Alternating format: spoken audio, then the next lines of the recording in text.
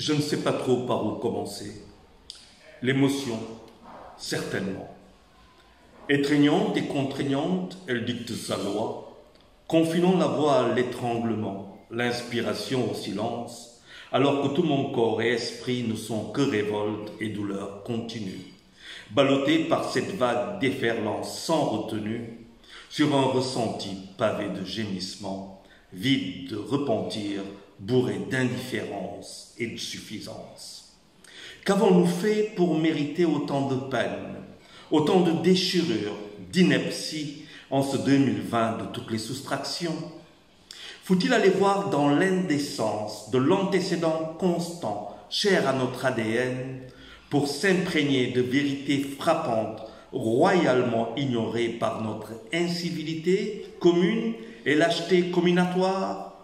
Il n'en dira rien, non parce qu'il ne le veut, ou parce qu'il s'en moque éperdument, mais parce qu'il n'est comme il ne sera plus, pour en dire peu ou autant sur ce qu'il croit et encore moins sur son œuvre. Dans ce mélange glaçant, saisissant, relevant de sentiments contradictoires bouleversants, d'une part, à cause du profond dégoût né du mépris et du silence, globalement coupable, unilatéralement et lâchement assumé dans cette sale affaire de séquestration, et d'autre part, par la perte précoce d'un héros, digne fils de Rufus, qui arrache les larmes et fend le cœur.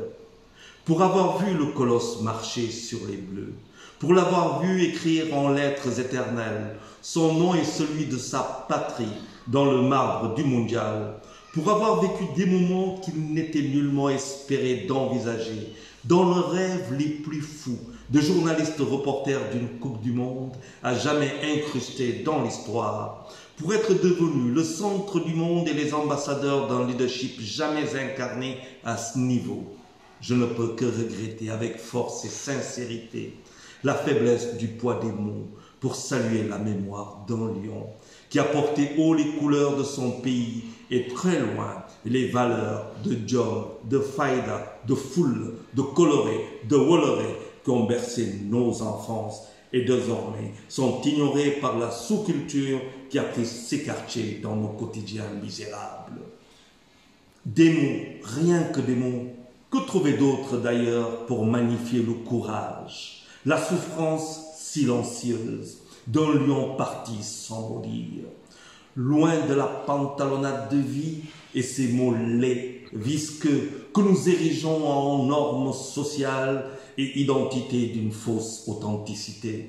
Dans cette tristesse qui nous afflige, nous nous serions bien passés de faits divers sordides, mais qui en disent, hélas, très lent sur ce que nous sommes devenus. Petit, tu ne l'as pas été, Pablo Joe, et tu ne le seras jamais. Aux jeunes d'apprendre de toi et de s'inspirer de ton leadership retentissant. À Allah de t'aménager le deuxième et dernier tiers afin que tu illumines le milieu paradisiaque. Que puis-je dire encore de plus et mieux, Pabouba, sinon te dire Jolajov, Gaïné, Juma Mubarak et bon week-end à tous.